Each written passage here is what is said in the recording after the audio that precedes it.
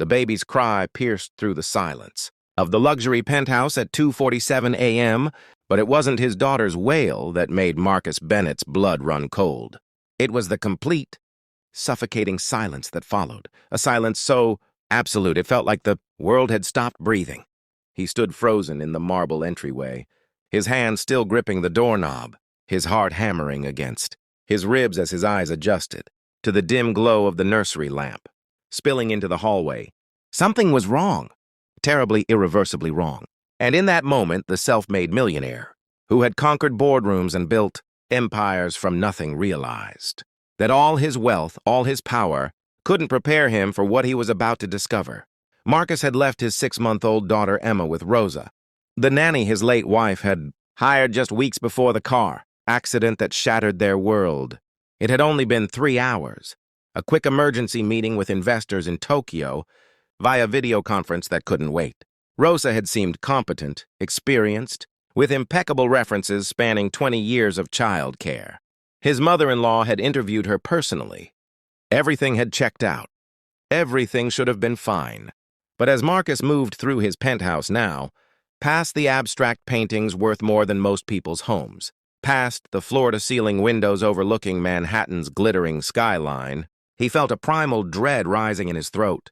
The apartment was too quiet, the kind of quiet that swallows hope. "Rosa?" His voice cracked, betraying the fear he'd been suppressing since he'd gotten the strange text message 15 minutes ago. "Please come home now. I'm so sorry." Just those 6 words, followed by nothing. No response to his frantic calls, no explanation. He rushed toward Emma's nursery, his Italian leather shoes silent on the imported tile, and pushed open the door with trembling hands.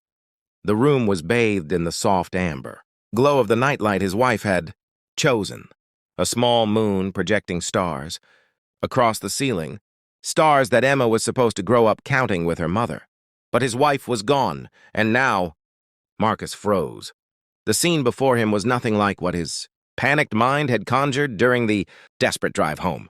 Emma was asleep in her crib, her tiny chest rising and falling peacefully, her small fist curled against her cheek exactly the way her mother used to sleep.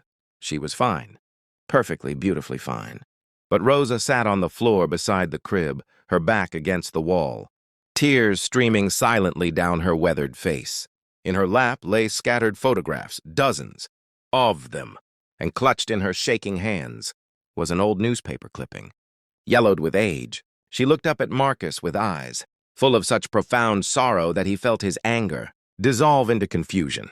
"Mr. Bennett," she whispered, her accent thicker with emotion, "I have something to tell you. Something I should have said the first day, but I was a coward. And tonight, holding your baby girl, I couldn't live with my cowardice anymore." Marcus slowly lowered himself to the floor across from her, his expensive suit wrinkling against the plush carpet. "What are you talking about?" Rosa's hands trembled as she held out the newspaper clipping. Even from a distance, Marcus could see the headline, "7-year-old boy saves family from house fire." The date was August 12, 1994, nearly 30 years ago. "That boy," Rosa said, her voice breaking, "was my son. My Daniel." Marcus took the clipping, his eyes scanning the faded text about a child who'd woken to smoke, alerted his family, and led his younger siblings to safety. A hero at 7 years old. He looked back at Rosa, not understanding. "The family he saved," she continued, wiping her eyes with the back of her hand, "was the Henderson family. 3 children pulled from the flames because of my Daniel. The youngest was an 18-month-old girl named Rachel. The name hit Marcus like a physical blow. Rachel. His wife's name had been Rachel. Rachel Henderson before she became Rachel Bennett. My Daniel got everyone out, Rosa continued, her voice now barely a whisper. But he went back in for the family cat because the Henderson girl was crying for it. The stairs collapsed. He never came out. Marcus felt the room tilting.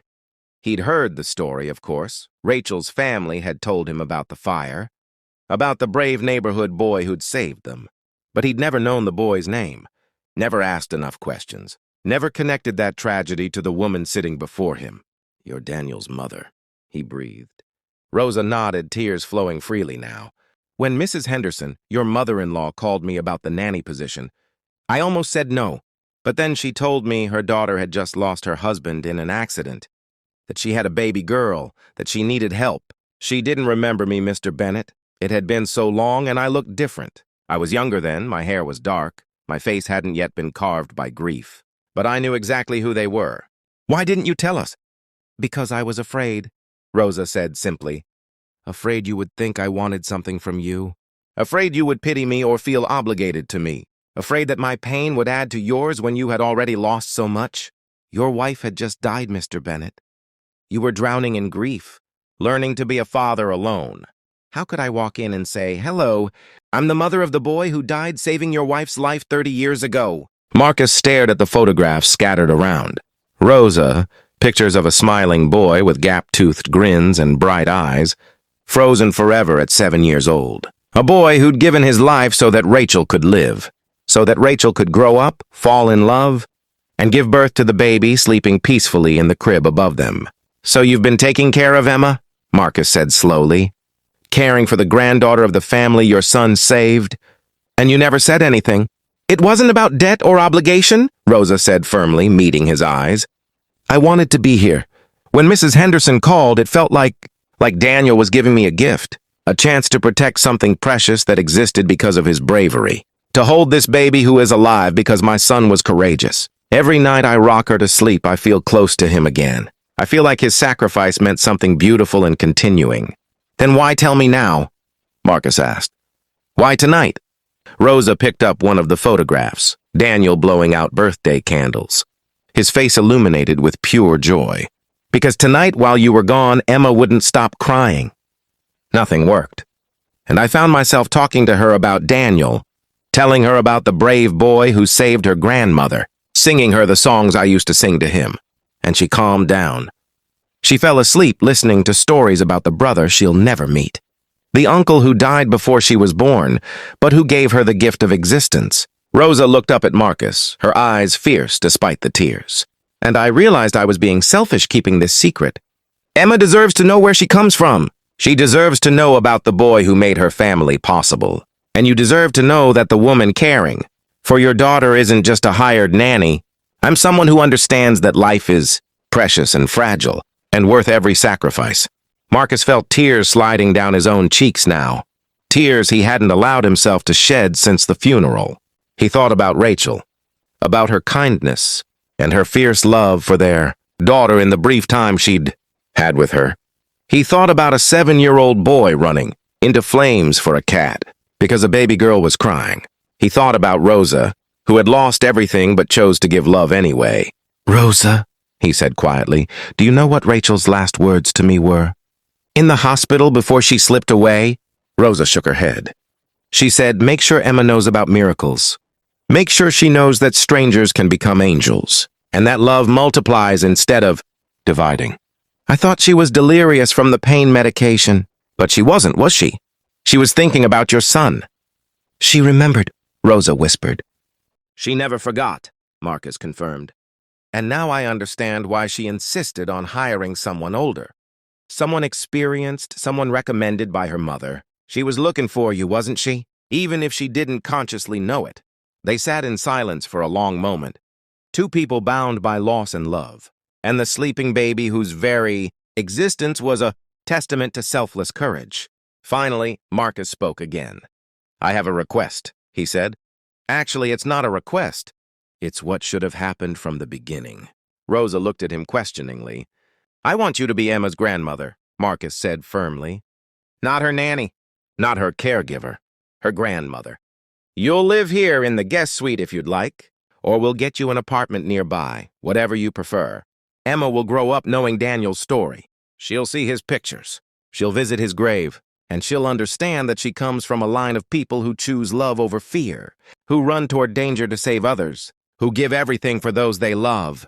Rosa covered her face with her hands, her shoulders shaking with sobs. Your son saved my wife's life, Marcus continued, his own voice thick with emotion. He gave me the chance to know Rachel, to love her, to have Emma. I can never repay that.